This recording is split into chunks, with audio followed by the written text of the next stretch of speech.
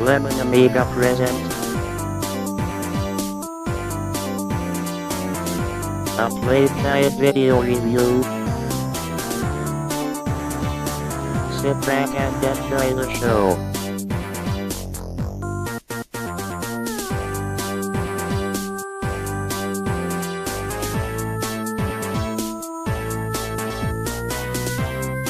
Hi once again, welcome to another Lemon Amiga play guide and review. In this week's show we'll be taking a look at Slackskin and Flint, developed by Synergy and published by Fun Factory in 1992.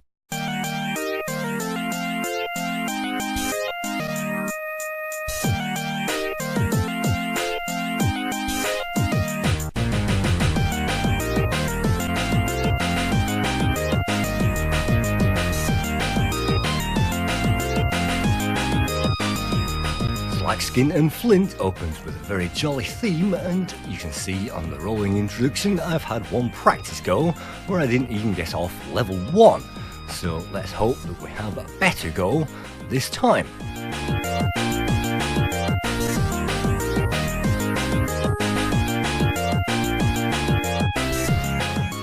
Introduction will also encourage us to press the help key for the options, but because this Amiga 1200 is configured to my PC, unfortunately I don't have that help key, so I cannot check out those options.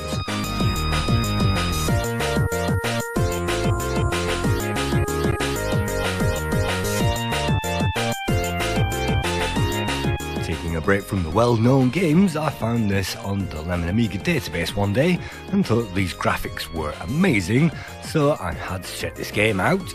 And you can see with the rolling introduction, this came out in 1992 and I had no idea about this game, and apart from one practice go, I have never seen this game before in my entire life. So, leaving the rolling introduction to roll, let's just press that fire button and let's just check this game out.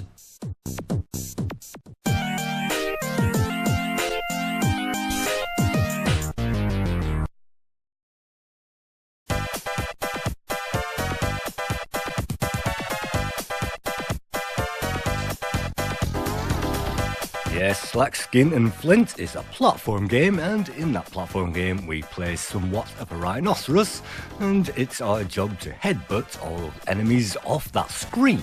Having done so, they will leave a bonus behind, some kind of goodie, and we'll have to collect that for some more points, and they may also drop a number of items, which we shall see, which are different power-ups and things like that.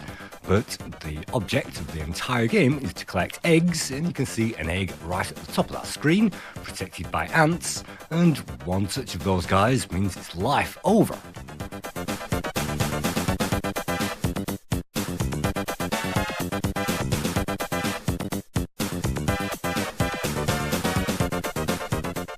Luckily, the collision detection is rather good, and the enemy has to collide with the very centre of our character for it to register, and that means we can outrun and outjump a lot of these guys.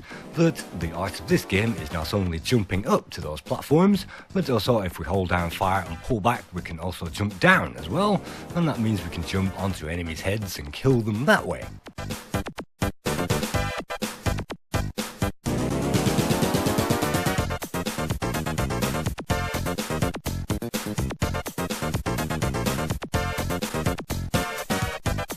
Along with these great graphics, we also get a rolling soundtrack which sounds rather groovy and reminds us of all those great synth tracks in the 1980s when synthesizers ruled the world. In this case we find ourselves a few million years BC, and in this game unfortunately there are no pickups that you can collect to speed up time, and I can't see a time limit on that screen. Although there are clocks to pick up, I'm not quite sure what they do. The object of the game is to collect those eggs, and the egg register is actually on the very top of that screen, which tends to get blocked if you wander into that area.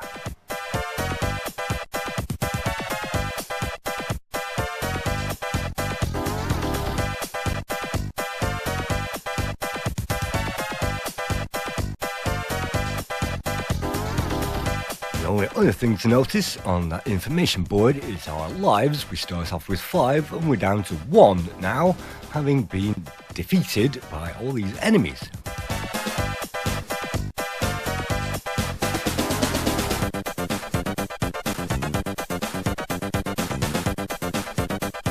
Bonus items which are revealed will flash white when they are just about to disappear, and that means that you have a limited time to collect those.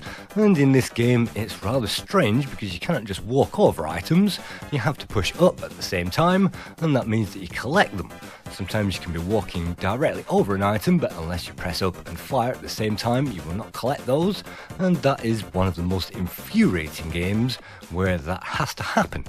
But you can see that we only have 2 eggs to collect, and that means that we can simply get rid of a few easy bad guys and collect those eggs to move on to the next level.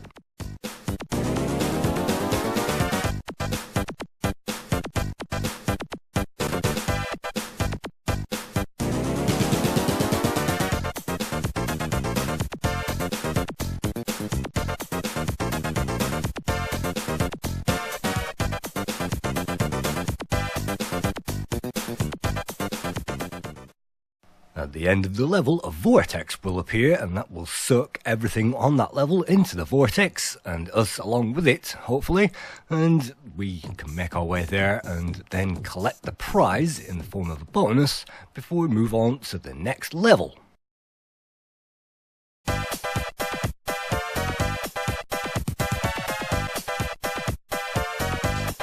Level 2, we do not have the safety of a ground, and we seem to be climbing this tree, so if we pull backwards and drop from the start like I did, that's an easy way to lose a life. And there are things to watch out for in this game, such as that, which may seem unfair, and you will just have to get used to those up and down dropping mechanics, and you can see different sprites and different enemies will appear per level, which flavours things up a little bit, and this music is catchy for the first few tries at least, and adds a kind of quirky atmosphere to this quirky game.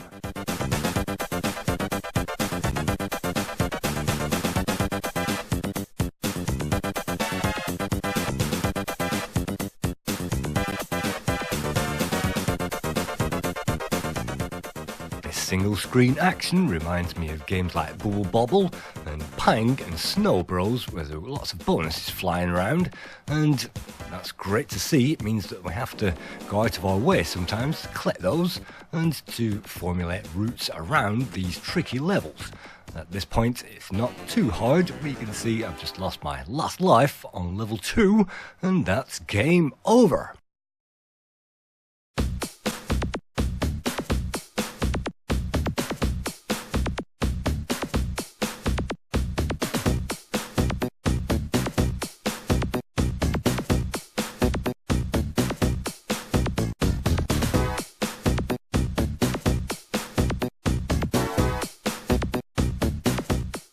Funky music continues onto that high score table, and we can also add Turrican-like extra skulls as well. But casting that aside, let's try this again. Let's see if we can't get off the second level, and this game, according to the cheats that I've read, has a cheat mode where we can activate that, and hopefully we can skip on to level 3 and see what level 3 is all about.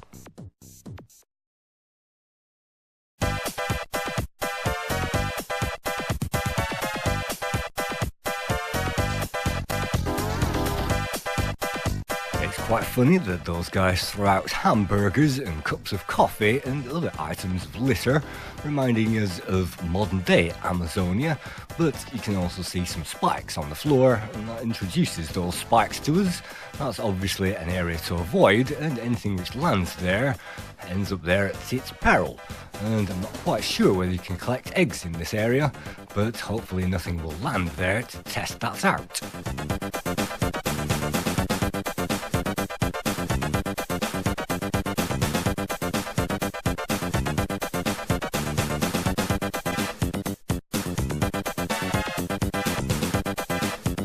Every time something different or valuable appears, it's a big decision. Do we go for that? And usually it's something worthwhile, And in this case, it's the first of our power-ups, which allows us to press fire, and we can now strafe the entire screen with fireballs, and that means that we can run up and down at high speed and kill everything at high speed, and adds another dimension to this game.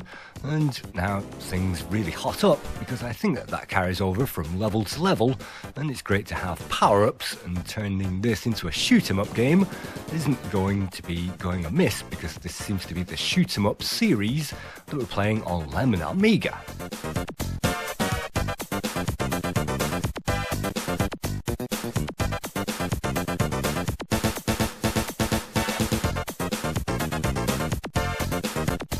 Maybe you weren't expecting a platform shoot-'em-up, but I wasn't expecting this to be not on the Lemon Amiga database, which it doesn't seem to be at the moment. But we'll try our best to get that rectified and add this to the player database. The only reason I didn't send in any screenshots from this footage is because this footage is degraded from the original screenshots, and I wanted to get some screenshots from the emulator, or maybe even an original machine sent in by Harpoonius, who could probably rustle up some screenshots for this.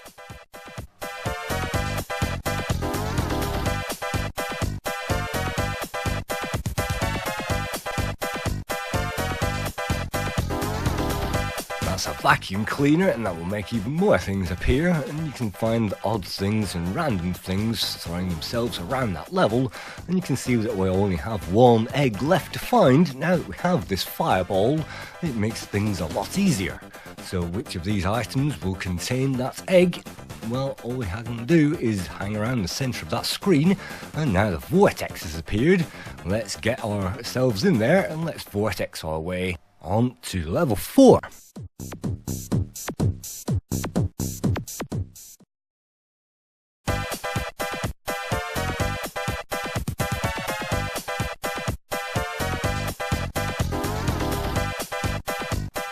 Level 4, we return to the solid ground and no more spikes to fear either. It just means that it's just a blastathon, and this kind of thing is definitely a bonus level usually in a game like this. And you may see your face on the flower, and that's actually another item. And well, the comedy in this game is there, and you can see the flower growing now at the bottom. It actually regrows, and the face reminds me of Toddlers, and the end of game animation, which plays when you complete this game, is actually very similar to those Toddlers type graphics.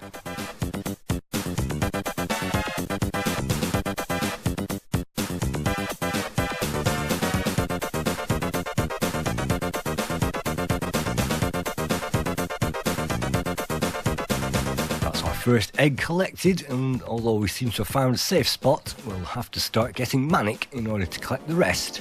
And there are 10 eggs per level, and there are 50 levels in the game.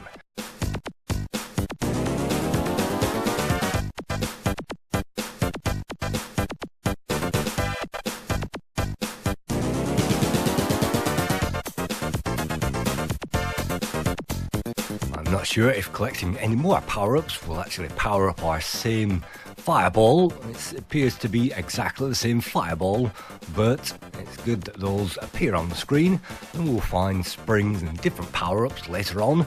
And well, it feels like a game which is full price, but it also has that public domain appeal. Even though the graphics are okay and full quality music, unfortunately that music does continue level to level, and of course those great graphics don't appeal if the gameplay is also rubbish. So let's persevere, and you can see at this time it does take some perseverance to get through to level, and unfortunately this game does not give us any passwords to save up our progress.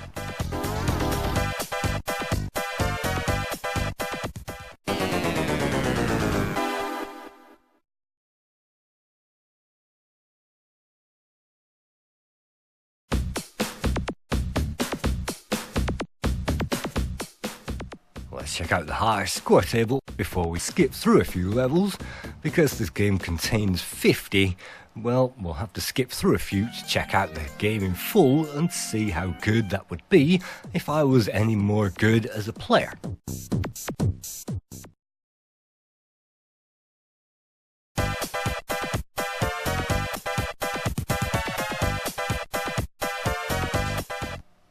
apparently the backstory of this game is that Professor Lemon, no, I'm not making that up, and his sidekick Phileas have stumbled upon a time scrambling machine and have used this to time scramble all of history. And apparently 2 dinosaurs, known as Slackskin and Flint, have been sent back in time, and it's their job to collect up all the eggs, and that will apparently stop the time scrambling machine and return everything back to normal. Or that is according to the very end of game sequence, which explains all of this, which you'll only get to see if you complete all of those 50 levels, or if you see the long play on YouTube. But at the end of every 10th level we'll find an end of level boss, and in this case it's a dragon, and so without any power-ups because we used the level skip, it's pretty difficult to hit the dragon with the headbutt technique.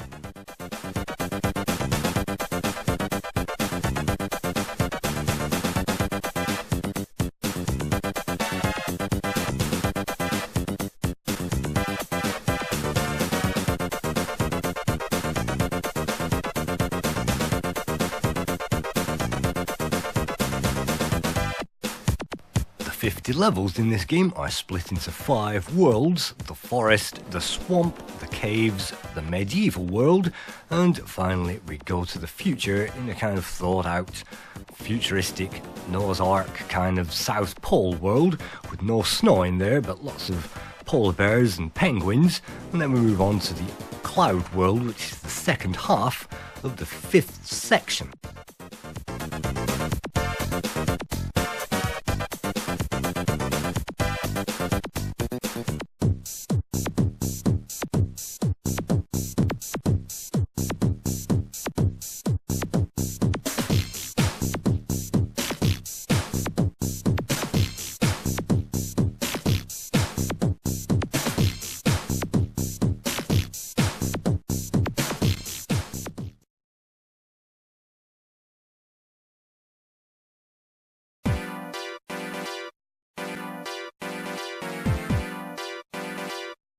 Thankfully in World 2 we get a change of music and also a change of scenery, and in the swamp we'll find lots of things that we can shoot in the water, and that will slow us down and give us some kind of slowdown effect.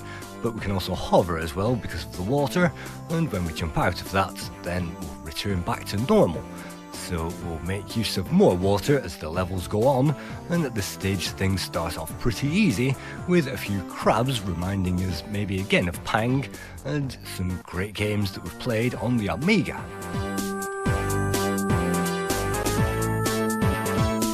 Sometimes it's easy to miss things right under your nose, and whatever that was, a broken clock, may have helped us, but I was rushing towards the egg, which of course disappears just like every other item.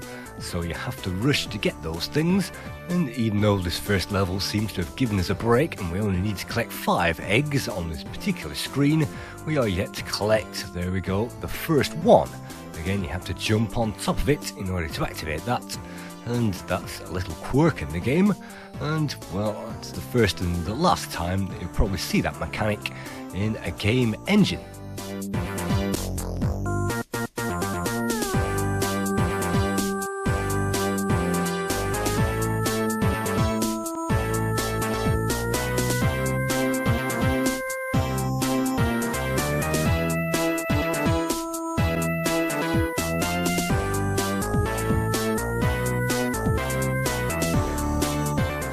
Wonder which of the characters that we are playing, and that is Flint, and Slackskin is a hairless aardvark who appears in 2-player mode, and player 2 gets to control that, and well, the controls are slightly switched over on the original game, but on the WHD load that I'm playing at the moment, the controls ports are actually switched back again, and that means port 2 controls our main character.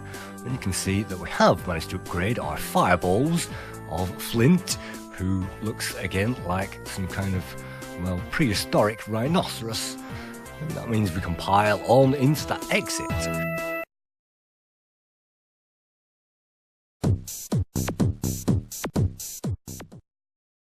I think it's rather confusing that level 12 says it's level 2, and well, that would have been helpful if the numbering system didn't reset back to 1 with the start of every given section.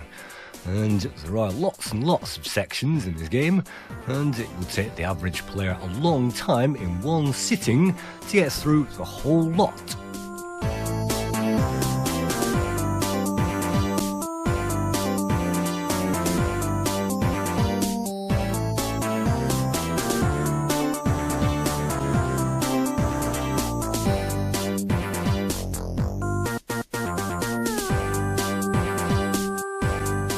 Slackskin and Flint was produced by Synergy UK, and Synergy was founded by Andy Severn and Martin Severn. Andy Severn, well, they both began on the 8-bit platforms. Maybe Andy Severn's power play Game of the Gods is perhaps most remembered, and he moved on to Dizzy Dice, no connection with the Oliver Twins Dizzy, and then he moved on to Crystal Kingdom Dizzy, a conversion of that in 1993. And Andy Severn moved on to 007 From Russia with Love, the great game on the PS2, and lots of franchises including Harry Potter Order of the Phoenix.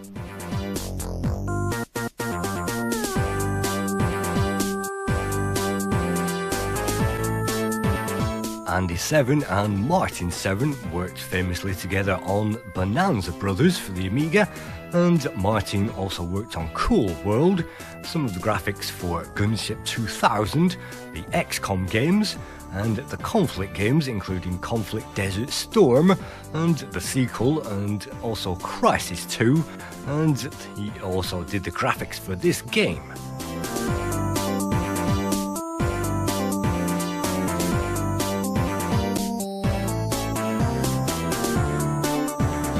Additional graphics was created by a friend of the Seven Brothers, Peter Austin, and he also worked on Crystal Kingdom Dizzy 1993 and the magazine, well, the newspaper game Gadget Lost in Time, released by the Daily Telegraph.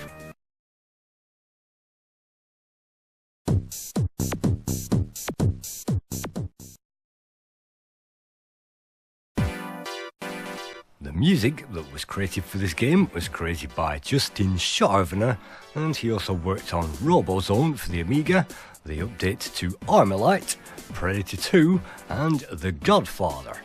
And, well, the music is great, although that could have been updated per level, and as you'll see in the next level, it reverts back to the level 1 music. So I think that some more music would have been well done in this game, and maybe it was kind of rushed out there in 1992 at the height of the Amiga's popularity.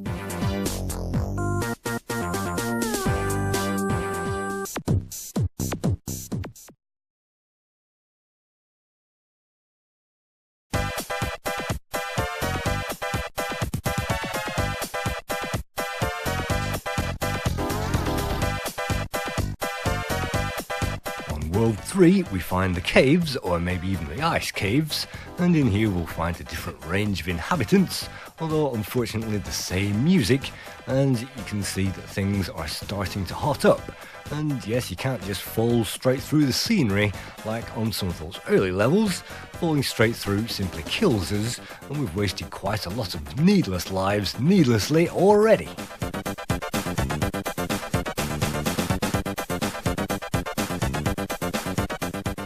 Part of the problem in this game is there are simply too many levels, and the player's reflexes will have worn down by the time they get to this stage.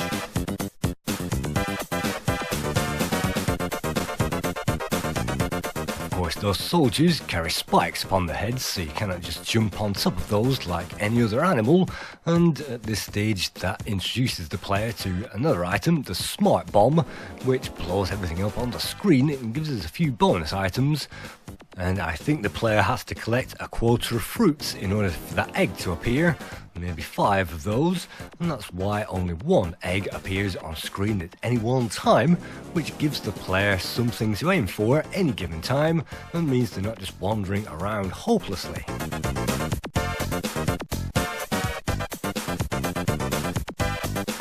With an invulnerability shield and some fireballs to liven things up a bit, suddenly these levels become so much easier, and I can't help feeling that some more bonus items on these levels wouldn't have done this game much more harm, and I think some other things to make this game incredible weren't really far off.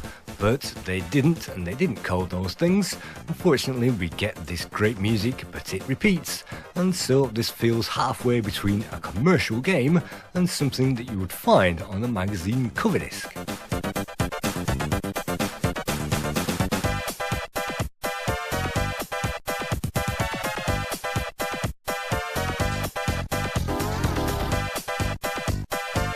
Just one more egg to collect, and there it is. We don't even have to kill those soldiers. We can just march straight through into the exit, and I don't think those extra guys give you any bonus score, and the bonus, well, I'm not quite sure how that works either. But you can see that we have moved on to the 10th level, and that means that we get to see the 3rd level boss.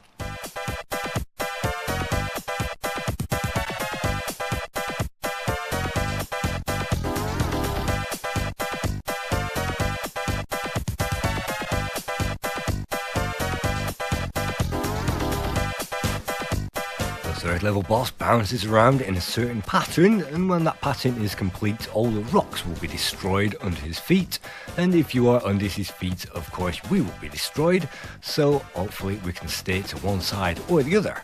I'm not quite sure where the hitbox is on this thing and when we can hit the guy and when we can't, but of course he will flash whenever that is happening, and just when you thought it was safe, of course he will shower some boulders down, and one of the safe spots will obviously be attacked from that generation.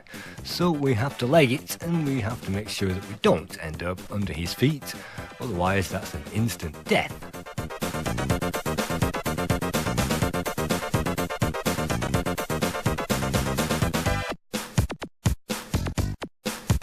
Luckily, with the fireballs, we can get some kind of a ranged attack, and of course, if we can't do that, we can also stand right next to the thing and hit it at point blank range.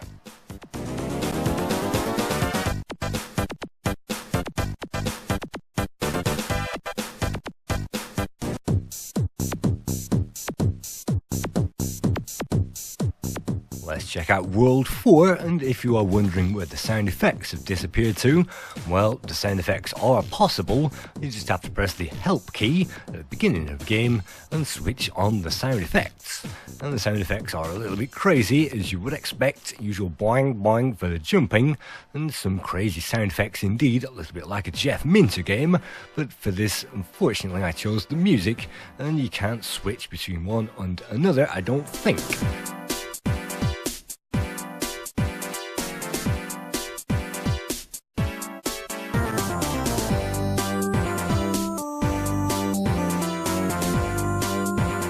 In the medieval world, all the characters are rather humorous, and so time and trouble has been put into this.